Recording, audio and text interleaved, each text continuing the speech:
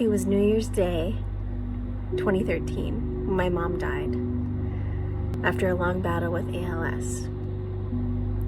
A few days later, on a really cold, freezing day in North Dakota, we had her funeral. And my cousins came from Minnesota, from my mom's side, who I had never met before. They sat there at the end of our pew and were really the only representation of her family at the funeral. And it was then that I realized how much of a mystery my mom really was to me.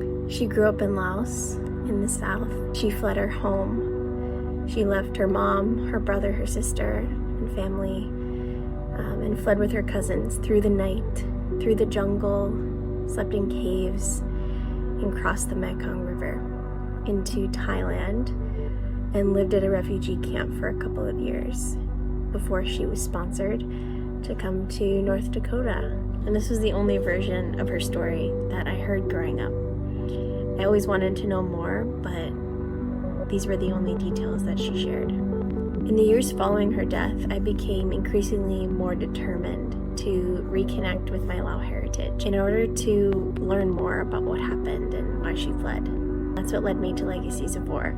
I was sitting, scrolling on my phone. I was 9 months pregnant, and I found Legacies of War on Instagram. I went to their website, and in an afternoon, I learned about this history that was so personal to me.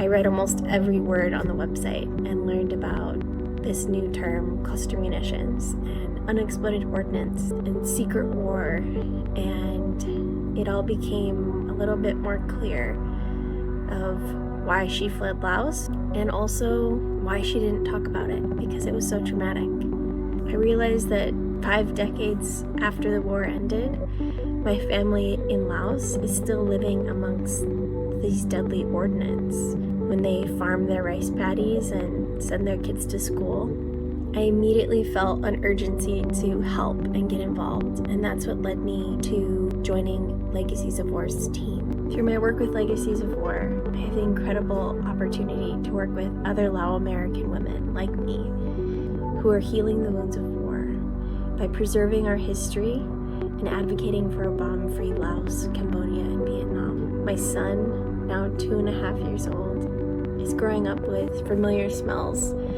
of my childhood, sticky rice, but also now with the knowledge of our history.